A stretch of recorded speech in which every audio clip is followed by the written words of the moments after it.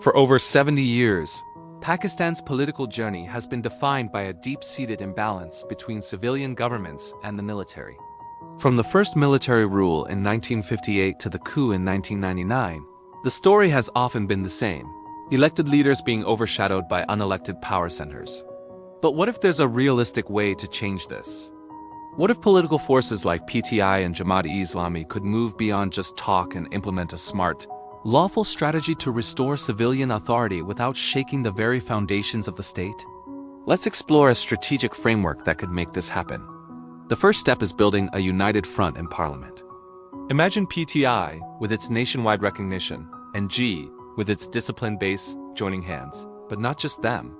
They would need to bring in moderate voices from other major parties like PMLN and PPP, as well as regional parties. The goal isn't to create a coalition based on personalities, but on a clear, achievable legislative agenda.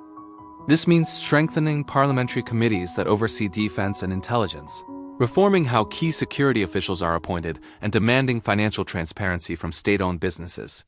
A unified parliament can turn scattered opposition into real institutional power, making it possible to gradually roll back military privileges through legal, enforceable means. But laws can be temporary if they aren't rock solid. True, lasting reform means embedding civilian authority deep within the legal and constitutional framework. Parliament must pass laws that formalize civilian oversight of defense budgets and require parliamentary approval for top military and intelligence appointments. Critically, all defense-related businesses must be subject to public audits. To make sure these laws stick and can't be overturned, they need to be drafted with the help of top constitutional experts. Pakistan's history shows us that without airtight legal work, even major changes can be undone. Durable laws, not just political wins, are what ensure civilian supremacy lasts from one government to the next. Civilian strength, however, doesn't just come from the top. It grows from the bottom up. We saw a glimpse of this in Khyber Pakhtunkhwa between 2013 and 2018.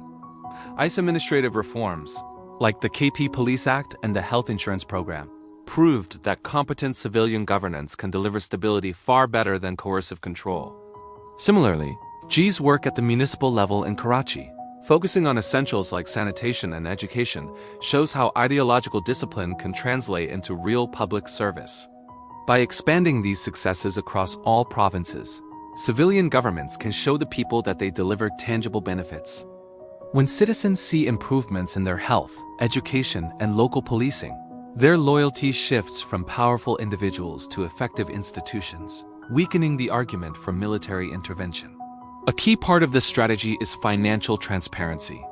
Military-linked enterprises have a massive economic footprint, with assets worth billions. Instead of a direct confrontation, a gradual, technical campaign for transparency is needed. Parliamentary committees and the Auditor General's office must be empowered to audit these entities, starting with non-sensitive areas like procurement and tax compliance. When credible media outlets report on these findings, it builds a public case for civilian financial oversight. This isn't about attacking an institution. It's about exposing inefficiencies and ensuring public money is accounted for, which ultimately strengthens the entire nation. To make all this work, the narrative has to change. The effort to increase civilian oversight must be framed as an act of patriotism, not confrontation. Public communication should emphasize that oversight makes our institutions more professional, protects the welfare of our veterans, and ensures fair development for everyone. This data-driven approach can counter propaganda that labels civilian empowerment as anti-national. At the same time, other independent institutions must be revitalized. A strong election commission, an independent judiciary, and an empowered Auditor General are the pillars of a durable democracy. When these bodies operate freely, they give legal permanence to parliamentary decisions and allow civilian governments to lead with institutional legitimacy, not just popular support. This also means engaging with the world, not by asking for intervention, but through discreet diplomacy. Collaborating with global forums on things like financial transparency and electoral management brings in expertise and credibility, all while keeping the reform process domestically led. Finally, this entire movement must be anchored by organized, peaceful civic action and strong internal party democracy.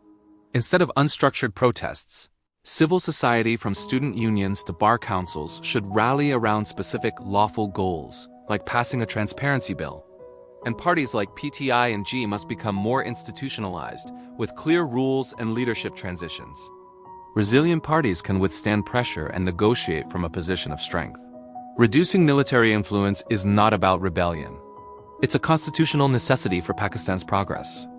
Through a coordinated strategy of legal reform, good governance, and patriotic communication, a new social contract can be forged, one where power flows from the will of the people, and the state's legitimacy is built on performance and law.